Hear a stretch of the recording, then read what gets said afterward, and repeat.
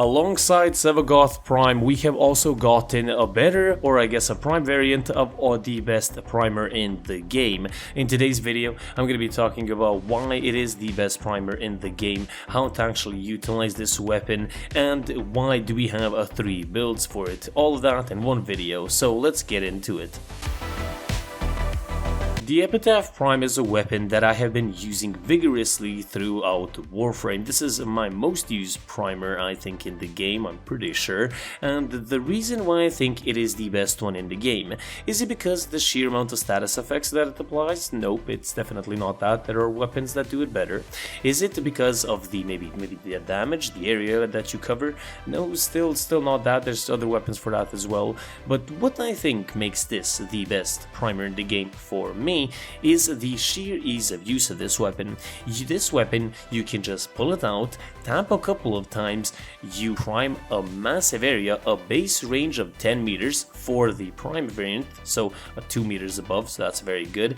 And with fulmination, you can increase that even more, making it even better and covering in a wider radius. But the sheer ease of use, as I mentioned on this weapon, is the best thing. This is one of my best primers for my glaive prime, because you can just tap a couple of shots, use your glaive, and then finish off those enemies. Also, with every Warframe I utilize this weapon. The nukor, kompressa, and Cedo are really good, but as I said, the sheer, just put it inside of your loadout and then enter a mission and just use it with your melee weapon is incredibly good.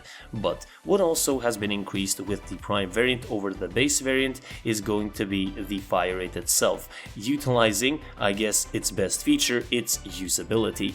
And the fire rate is noticeable. I do have to say, I've been playing with the prime variant for a decent amount of days now, and it's very noticeable. Something that I do recommend is going to be an ammo mutation mod, because I do not have it on my loadouts, but this weapon basically has a certain ammo pool, you shoot it, you're empty, and you're basically done for. So an ammo mutation mod is going to be very nice. Talking about builds, we're going to be covering the first one, and the first one is going to be viral and heat.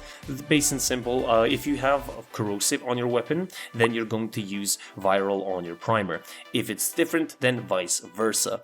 Now, a couple of things about the build that I want you guys to keep in mind. If you don't have the prime variants or the galvanized variants, use the base variants.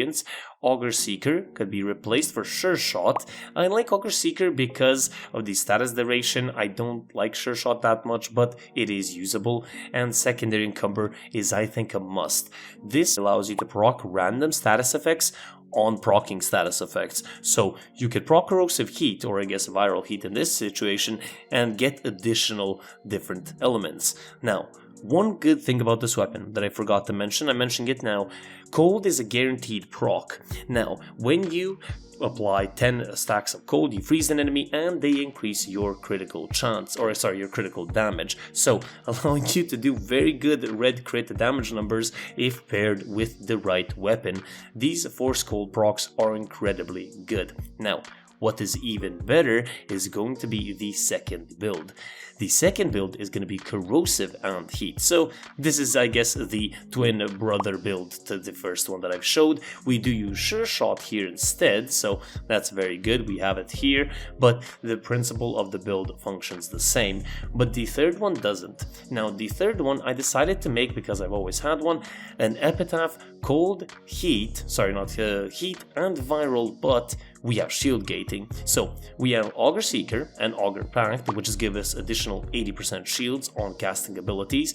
You could put in maybe different mods here. Maybe you could use what's called corrosive heat instead. It really all depends on which one you want to go for. I went for viral because I like it more, but as I said, to each their own. But this will also help out with shield gating. I actually utilize this on a couple of Warframes, like for example Korra. I utilize this on Nezha as well.